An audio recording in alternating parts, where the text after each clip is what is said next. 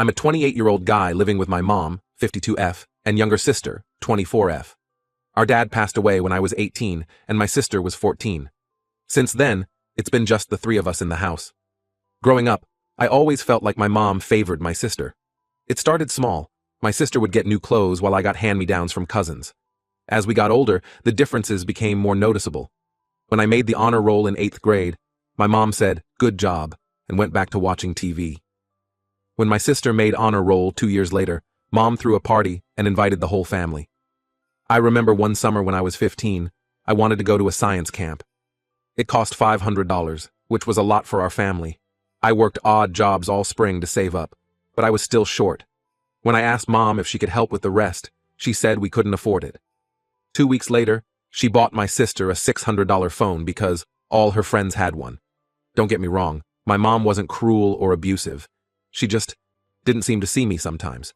My sister was loud and demanding, always needing attention. I was quieter, more independent. I think Mom found it easier to focus on my sister's needs and assume I was fine. When it came to chores, the inequality was clear. By the time I was 16, my weekly chore list included mowing the lawn, taking out trash, doing dishes, vacuuming the house, and cleaning the bathroom. My sister's only chore was to keep her room tidy, which she rarely did, and Mom never enforced it. I tried not to let it bother me too much. I told myself that maybe my sister needed more support, or that Mom was just closer to her daughter. But it hurt, especially after Dad died. I felt like I'd lost both parents in a way. My relationship with my dad had been complicated. He worked long hours and traveled a lot for business, so he wasn't around much when we were young. When he was home, he tried to connect with me through sports, but I was more into computers and science. I think he was disappointed that I wasn't the athletic son he'd hoped for. As I got older, Dad and I found some common ground through our shared love of classic rock. We'd listen to his old vinyl records together, and he'd tell me stories about concerts he'd been to in his youth. Those moments were rare, but precious. When Dad got sick, it happened fast. Stage 4 pancreatic cancer. He was gone within months of the diagnosis. I was just starting my senior year of high school. Mom fell apart, and suddenly I had to be the man of the house. I got a part-time job to help with bills, started driving my sister to her activities, and tried to keep the household running. My grades slipped that year. I had been hoping for scholarships, but with everything going on, I barely managed to graduate. My dream of going away to college died quietly. Instead, I enrolled in community college and kept working. My sister, on the other hand, seemed to flourish after Dad's death. Mom poured all her energy into making sure my sister had everything she needed and more. When it came time for college, Mom took out loans to send my sister to an expensive out-of-state university. Meanwhile, I was still living at home, working full-time at a grocery store and taking night classes. I don't want to sound bitter.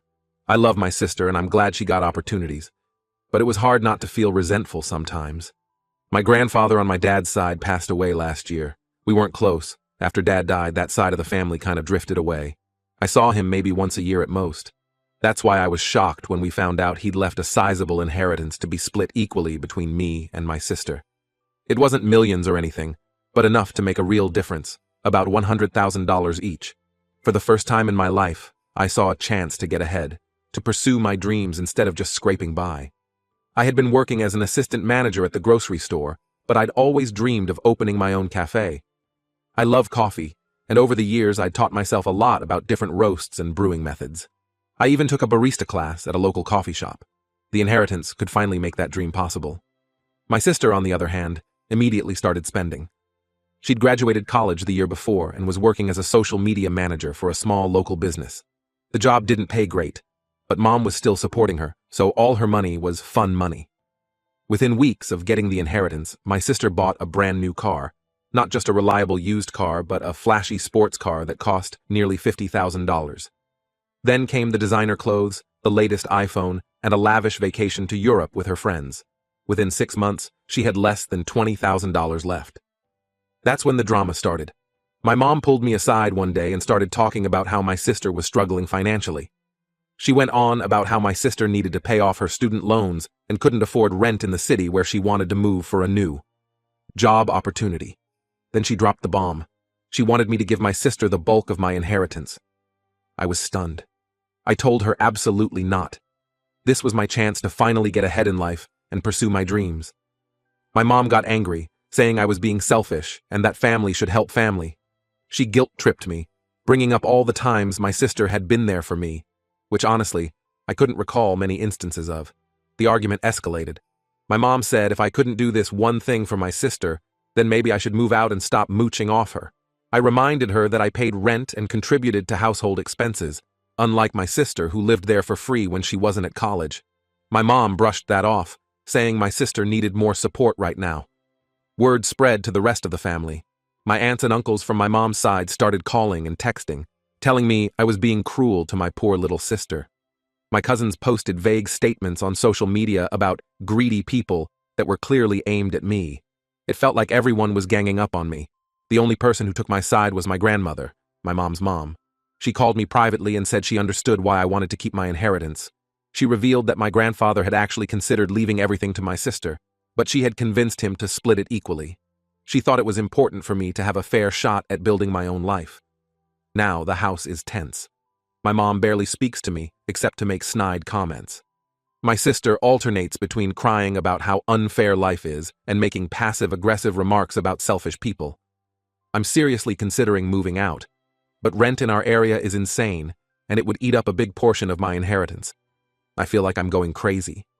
Am I really the asshole for wanting to keep the money my grandfather left me? Should I just give in to keep the peace? I'm torn between standing my ground and feeling guilty for causing all this family drama. Edit. Thank you all for the responses. To answer some common questions, my sister's degree is in communications. She currently works as a social media manager for a small local business, but wants to move to a bigger city for better opportunities. I've been living at home to save money while working and taking night classes in business management. The plan was always to move out once I finished my degree. My mom has always been a bit of a pushover with my sister. Even when we were kids, my sister would throw tantrums until she got her way. I think my mom just found it easier to give in than to deal with the drama. As for why I've stayed living at home this long, it's a combination of high cost of living in our area, wanting to help my mom after dad passed, and trying to save up to start my business. I do pay rent and contribute to bills. Update.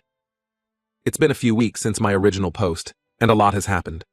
First, I want to thank everyone for their advice and support. It really helped me feel less crazy and more confident in my decision. Taking the advice of many commenters, I decided to move out. Finding an affordable place wasn't easy. Our area has become increasingly expensive over the years, with lots of tech companies moving in and driving up prices. I spent days scouring online listings and driving around looking for rent signs. I finally found a small studio apartment in an older building. It's not great. The appliances are ancient. The carpet has seen better days, and I'm pretty sure I can hear my neighbors' every move through the thin walls. But it's all mine, and that feels pretty amazing. Moving out was interesting, to say the least. When I told my mom I was leaving, her reaction was a mix of anger and disbelief. She couldn't seem to decide if she was upset I was going or glad to be rid of me. She kept saying things like, "I can't believe you're abandoning the family like this," followed immediately by, "Well, I hope you're happy on your own." My sister's reaction was even more extreme. She spent most of the time I was packing sulking in her room. When she did emerge, it was to ask if she could have my TV since I clearly don't care about the family anyway. I told her no, and she stormed off, slamming her door so hard a picture fell off the wall. The day I moved, my mom made one last attempt to get me to change my mind about the inheritance. She brought up every possible guilt trip, how she sacrificed everything for us after Dad died, how family should stick together, how my sister has always looked up to me, news to me. When none of that worked, she switched to threats, saying I'd regret this decision and that I shouldn't come crawling back when I fail. It was my grandmother who came to help me move. She showed up early in the morning with coffee and donuts, ready to work. She didn't say much while my mom was ranting, but I could see the disappointment in her eyes. Disappointment in my mom, not me. Once we were alone, loading up her old station wagon with my belongings, my grandmother opened up. She told me how proud she was of me for standing up for myself. Then she shared some family history I never knew. Apparently, my mom had pulled similar stunts with her siblings over the years, always favoring whoever was the neediest at the time. There was the time she convinced my grandfather to co-sign a loan for my aunt, who then defaulted, nearly bankrupting my grandparents. Or the time she gave my uncle money that was supposed to be for my grandmother's medical bills because he was going through a rough patch. It was eye-opening and made me feel less guilty about my decision. I asked my grandmother why she never said anything before. She sighed and said she'd tried many times, but my mom always dismissed her concerns. Sometimes, she said, people have to learn their own lessons. The first week in my new place was tough. The silence was deafening after years of living in a house with other people. I was lonely and second-guessing myself. Had I made a huge mistake? Should I have just given in to keep the peace? Then my sister called. For a moment, I felt hopeful. Maybe she was reaching out to reconcile. But no. She wanted to know if I'd co-sign on a lease for her in the city, since her credit wasn't great. When I said no, she exploded, calling me every name in the book and saying I was dead to her. I hung up and blocked her number. That call, as hurtful as it was, helped solidify my resolve. I realized I'd made the right choice. For the first time in my life, I was putting myself first, and while it was scary, it was also liberating. On the bright side, I've been making progress with my business plan.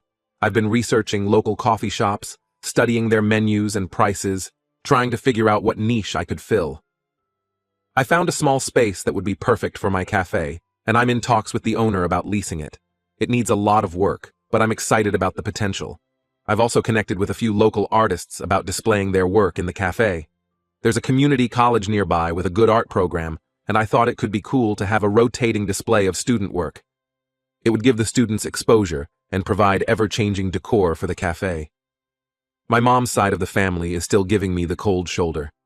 I get the occasional text from a cousin asking if I've come to my senses yet, but mostly it's radio silence. It hurts, but I'm trying to focus on the future rather than dwell on their disapproval. Surprisingly, my dad's family has started reaching out more. My aunt, Dad's sister, invited me over for dinner last week. We had a great talk. She said she always felt bad for how my mom treated me and wished she'd done more when I was younger. It's nice to feel like I have some family in my corner. I'm still figuring things out, but I feel more at peace with my decision.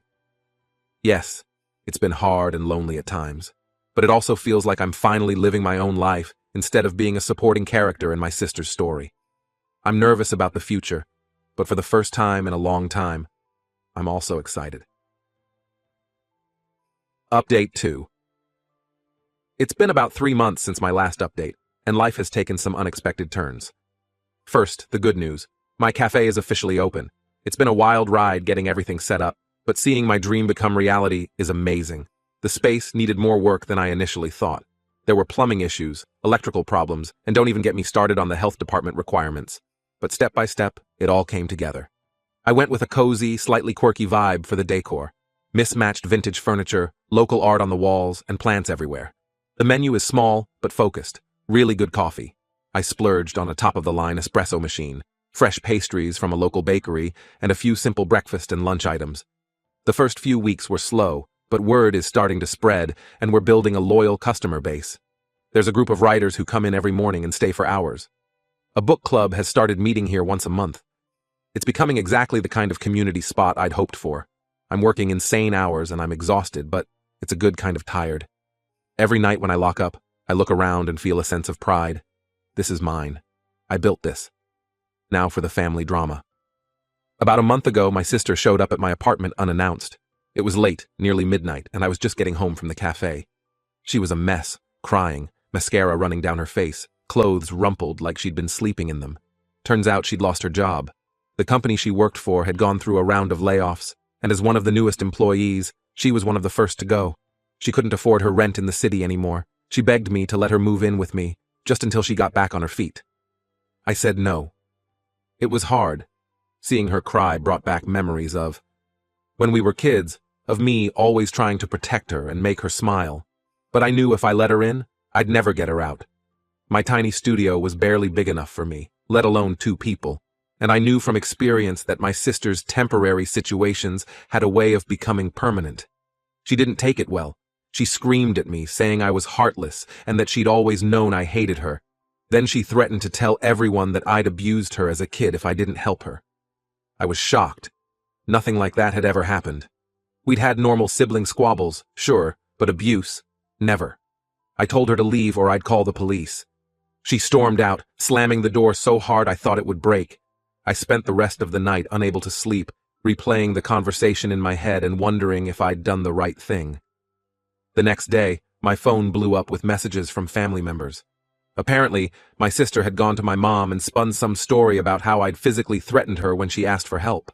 My mom, of course, believed her without question. I tried to explain what really happened, but no one wanted to hear it. I was reeling from all this when my grandmother called. She'd heard both sides of the story and said she believed me. She also dropped a bombshell. She was changing her will.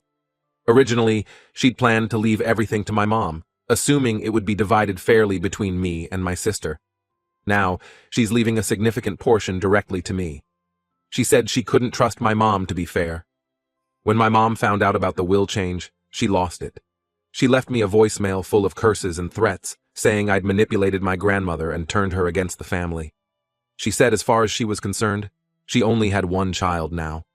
It hurts, I won't lie. Despite everything, they're still my family. There's a part of me that wishes we could go back to when we were kids, before all this drama and resentment built up. But I also know that's not possible. We can't go back, we can only go forward. The cafe is keeping me busy, which helps. I'm making new friends with other small business owners in the area. There's a real sense of community among us. We share advice, vent about difficult customers, and even help each other out when someone's short-staffed. One of them, a guy named Mike who owns a bookstore down the street, has been especially supportive. He's been in business for about 5 years and has become a kind of mentor to me. We've been hanging out outside of work too, grabbing beers after closing, or watching games together on slow Sunday afternoons. There might be something there, but I'm taking it slow. After all the family drama, it's nice to just have an uncomplicated friendship. Last week I ran into my sister at the grocery store. It was awkward, to say the least. She looked terrible, tired and stressed. Part of me wanted to reach out, to try and mend things.